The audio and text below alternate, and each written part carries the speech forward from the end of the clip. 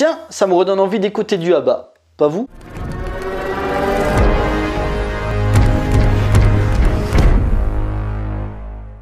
Bonjour à tous, il va être question de Eurovision Song Contest The Story of Fire Saga réalisé par David Dobkin. Stop laughing, I'm trying to fight you. L'histoire suit deux musiciens pas très doués, Lark Eriksson et Sigrid Eriksdottir, membres du groupe Fire Saga, se voient par un concours de circonstances la possibilité de représenter leur pays, l'Islande, à l'Eurovision. Malheureusement, le duo va être mis à rude épreuve, entre perte de confiance, accidents durant les répétitions ou encore sentiments amoureux refoulés. Fire Saga va prouver à toute l'Europe que leur place n'est pas due au hasard et qu'ils feront plus que de la figuration durant la compétition. Bon, avant de commencer, l'Eurovision ça m'intéresse pas. Gagner un concours de musique grâce à un système de points, donc forcément il y a du favoritisme, je trouve ça naze. Et surtout, la France n'a pas gagné l'Eurovision depuis presque 40 ans et le truc c'est que quand tu vois les tocards qui représentent notre pays chaque année, faut pas s'étonner. Will Ferrell, comique américain que j'apprécie énormément, n'a jamais eu de chance avec la France. La majorité de ses films sont en général sortis dans une indifférence totale, soit directement en DVD, soit dans un nombre très limité de salles. Alors que quand tu vois Ricky Bobby, présentateur vedette ou encore Step Brothers, je peux te dire que ces films ils n'ont clairement rien à envier à nos comédies françaises. Pareil, le film devait sortir fin mai pour l'événement de l'Eurovision, malheureusement le Covid-19 en a décidé autrement, du coup il se retrouve à sortir sur Netflix. Et donc Will Ferrell, qui est également producteur et scénariste du film, est accompagné de la toujours ravissante Rachel McAdams, avec qui il forme un duo qui subit moult galères et critiques alors que la compétition se rapproche. Et pour un résultat vraiment agréable à regarder, le film dure 2 heures, à aucun moment je me suis ennuyé, c'est drôle,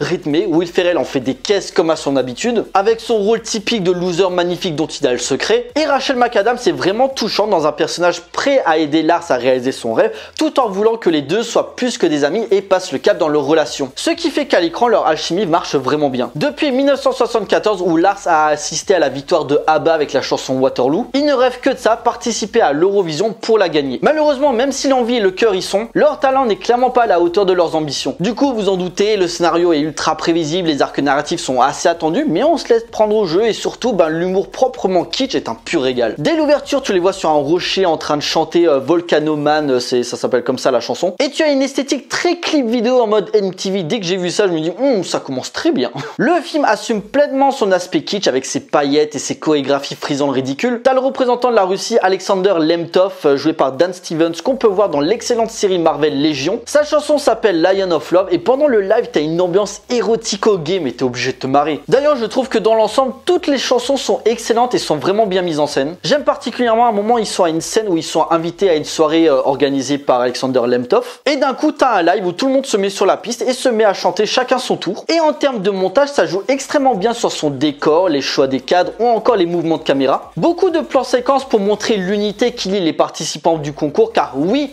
on vient de pays différents, mais on a tous la même passion pour la musique. Mélange chansons de l'Eurovision comme Waterloo de ABBA ou Ne partez pas sans moi de Céline Dion, ou encore des tubes américains comme Believe de Cher ou I Got a Feeling des Black Eyed Peas. A noter pour cette séquence en guest la présence d'anciens participants de l'Eurovision comme Conchita Wurst, Bilal Hassani, Alexander Rybak ou encore Beta Barzilai. David Dobkin, réalisateur de Serial Nocer où le juge propose une satire certes comique, se moquant pleinement de l'effervescence autour du concours, tout en étant respectueux de l'événement pour le public où l'Eurovision est clairement inscrit dans l'inconscient collectif. Parce que j'ai vu les critiques dans le reste du monde, le film est plutôt bien reçu, mais par contre en France il se fait taper dessus et ça s'explique pour deux choses je pense. Déjà de une, on n'a jamais été très réceptif à l'humour de Will Ferrell, sachant déjà que ses films sortent très rarement en salle chez nous, alors qu'il propose un comique de situation vraiment intéressant, n'hésitant pas à taper sur la culture et la politique américaine en se jouant des clichés. Oui mais en France on connaît pas Will Ferrell, bah alors fait monter la sauce. Et de deux, comme je l'ai dit aussi, les Français en ont plus rien à foutre de l'Eurovision parce qu'on le gagne jamais. Surtout que dans le film, à aucun moment on fait mention du représentant de l'Hexagone. On a également reproché au film une esthétique spot publicitaire. Le film a été tourné lors de l'édition 2019 pour donner un aspect réaliste avec la foule et les images mettant en valeur les artistes. Vraiment un soin a été apporté et l'amour de l'Eurovision transpire à chaque plan,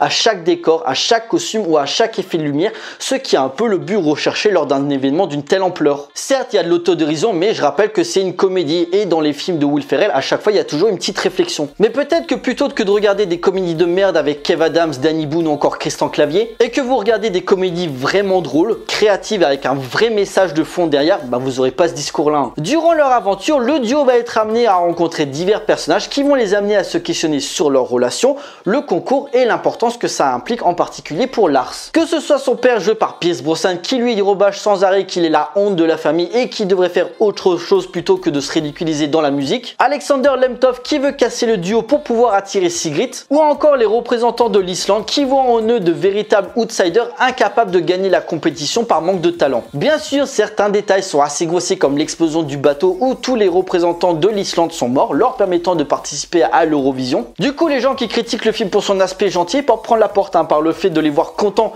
et joyeux, c'est drôle et malaisant en même temps, j'adore. Ou encore les tentatives de séduction de Alexander Lemtov et Mita pour diviser Fire Saga. Reste que c'est dans l'esprit kitsch du film et que ça me fait marrer. Will Ferrell ne fait jamais dans la subtilité et s'écarte clairement de la réalité, proposant un univers assez décalé plutôt que de jouer sur l'aspect documentaire, ce qui aurait été assez redondant. Plutôt que de respecter les règles de l'Eurovision comme l'attribution des points ou le fait que tu dois avoir un certain nombre limité de danseurs durant les performances, le film met tout ça sur le ton de la blague en le comparant à The Voice, ce qui a le don d'énerver Lars quand il rencontre des touristes américains. Il y a également ce délire avec des elfes propres à la culture islandaise qui fait que rien n'arrive au hasard. Grâce au vœu de Sigrid d'être présent à l'Eurovision et de vivre son amour avec Lars. C'est débile et simpliste certes, mais ça a le mérite d'être ancré dans l'esprit totalement surréaliste du film. Pareil, Rachel McAdams et Dan Stevens quand ils chantent ils sont doublés, sauf Will Ferrell qui chante pour de vrai. Mais en soi, on s'en fout, ils sont acteurs, pas chanteurs, même si ça aurait accentué leur soi-disant manque de talent, mais bon là je pinaille. Une vraie success story bien racontée, touchante et rythmée, dotée d'une vraie sincérité dans un projet mettant en avant un événement historique de la musique. Bref, pas la comédie de l'année par son côté très voire trop lisse dans ses thématiques, mais terriblement amusante par son concept. En conclusion, Eurovision Song Contest n'est certainement pas la meilleure comédie avec Will Ferrell, mais dispose de gags faisant toujours mouche, de valeurs humaines vraiment touchantes, d'effets de mise en scène virevoltants, d'idées visuelles et auditives pour respecter toute la dimension épique de l'Eurovision. Par son duo charismatique, le film est une comédie certes légère dans son ton, mais qui rend un brillant hommage à l'événement dont il aime se moquer pour mieux l'adorer et le remettre en valeur par la suite. Jouant sur la caricature et les clichés, le film peut pécher par son manque de prise de risque, mais dans la forme reste amusant,